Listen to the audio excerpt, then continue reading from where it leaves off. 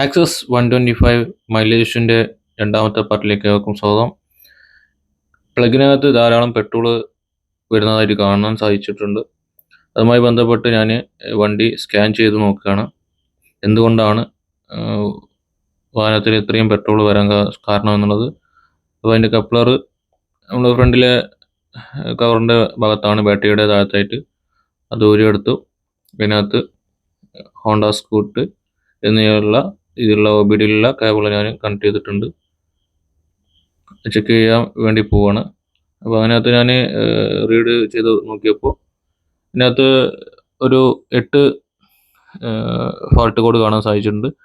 അതിൽ നമ്മൾ സാധാരണ നിലയിൽ കാണാത്തൊരു ഒരു ഫാൾട്ട് കാണാൻ സാധിച്ചിട്ടുണ്ട്. ഇൻജക്ടർ സർക്യൂട്ട് ഓപ്പൺ എന്ന് പറഞ്ഞിട്ടുള്ളൊരിത് മറ്റുള്ളവർക്ക് സാധാരണ വരുന്നതാണ്. അങ്ങനെ ഞാൻ ഇത് ചെക്ക് ചെയ്തിട്ട് ബാക്കി എന്താണ് ഇതിൻ്റെ പ്രോബ്ലം എന്നുള്ളത് അറിയാൻ വേണ്ടിയിട്ട് ഞാനകത്ത് ഒരു പ്രഷർ പമ്പ്, നമ്മുടെ മോട്ടറിൻ്റെ പ്രഷർ ചെക്ക് ചെയ്യുന്ന ട്യൂബ് എടുത്തിട്ടുണ്ട്. കോമൺ ആയിട്ട് നമുക്ക് എല്ലാ വണ്ടികളും നമുക്ക് ഉപയോഗിക്കാൻ പറ്റും. അതുപോലെ തന്നെ ഇൻജക്ടർ ആൻഡ് ഫ്യൂൽ പമ്പ് നമുക്ക് പുറത്തുനിന്ന് ഓപ്പണായി ചെക്ക് ചെയ്യാൻ പറ്റും. അങ്ങനത്തെ ഒരു ടൂളും എടുത്തിട്ടുണ്ട്. എന്നിട്ട് ഞാൻ ഇതിനകത്ത് ഡയറക്റ്റ് മോട്ടറിൽ കണക്ട് ചെയ്തിട്ട് ചെക്ക് ചെയ്ത് നോക്കുകയാണ്. ഒരു ബാറ്ററി പുറത്ത് വെച്ചിട്ട് നോക്കിയാൽ മതി. അതിനകത്ത് നമുക്ക് കാണാൻ സാധിക്കും, അതിനകത്ത് പെട്രോള് വരുന്നതായിട്ട്. ഓൺ ചെയ്യുമ്പോൾ കണ്ടിന്യൂസ് ആയിട്ട് വന്നുകൊണ്ടേയിരിക്കും. അപ്പോൾ മോട്ടറിൽ കംപ്ലൈൻറ്റ് ഇല്ല എന്നുള്ളത് മനസ്സിലായി. അടുത്ത എന്ന് വെച്ചാൽ നമുക്ക് ഇതിൻ്റെ മറ്റുള്ള ഭാഗങ്ങൾ ചെക്ക് ചെയ്യാൻ വേണ്ടിയിട്ടുള്ളൊരു സംഭവമാണ്. എന്നിട്ട് ഇതിൻ്റെ ലോഡ് ടെസ്റ്റ് ചെയ്യാൻ വേണ്ടിയിട്ട് പ്രഷർ നോക്കുകയാണ്. അപ്പോൾ ചാവി ഓൺ ചെയ്ത പാടെ എന്ത് ചെയ്തു, 40ലേക്ക് വന്നു. അത് താഴോട്ട് പിന്നെ പോയി. അങ്ങനെ പ്ലഗ് അയച്ചു നോക്കി ഒന്ന് സെൽഫ് സ്റ്റാർട്ട് അടിച്ചതാണ്. ഒരുപാട് പെട്രോള് സിലിണ്ടറിൽ ഉണ്ടായിരുന്നു. അതറിയാതെയാണ് സെൽഫ് അടിച്ചത്. ശരിക്കും അത് സ്പാർക്ക് വയറ് മുകളിലായതുകൊണ്ട് വലിയൊരു അപകടത്തിൽ നിന്ന് രക്ഷപ്പെട്ടു.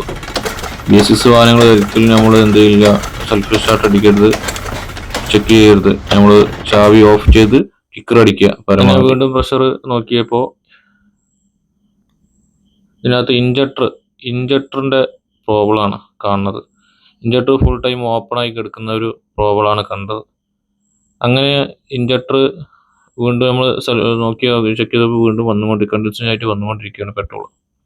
ഇതാണ് മൈലേജിൻ്റെ ഇഷ്യൂ എന്നുള്ളത് ഇതിൽ നിന്ന് മനസ്സിലായി. അങ്ങനെ വേറൊരു ഇൻജക്ടർ ഞാൻ കണക്ട് ചെയ്തിട്ട് വീണ്ടും ചെക്ക് ചെയ്യുകയാണ്. അങ്ങനെ നോക്കിയപ്പോൾ ചാവി ഓൺ ചെയ്ത് വീണ്ടും നോക്കുകയാണ്.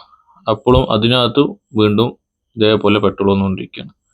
അപ്പോൾ വീണ്ടും കൺഫ്യൂഷനായി, എന്തുകൊണ്ടാണ് വീണ്ടും മറ്റൊരു ഇൻജക്ടറിലും ഇതേപോലെ വരുന്നതെന്ന്.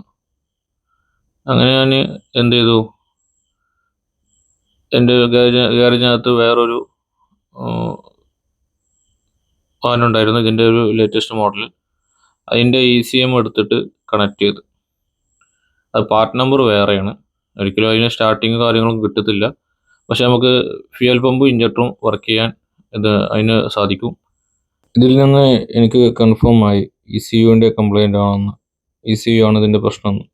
അങ്ങനെ ECU മാറ്റുന്നതിൻ്റെ അടുത്ത വീഡിയോ എന്തായാലും മൂന്നാമത്തെ പാർട്ടായിട്ട്, ഫൈനൽ പാർട്ടായിട്ട് ഇടുന്നതാണ്. വീഡിയോ എല്ലാവരും വാച്ച് ചെയ്യുക. Okay, Automine garage.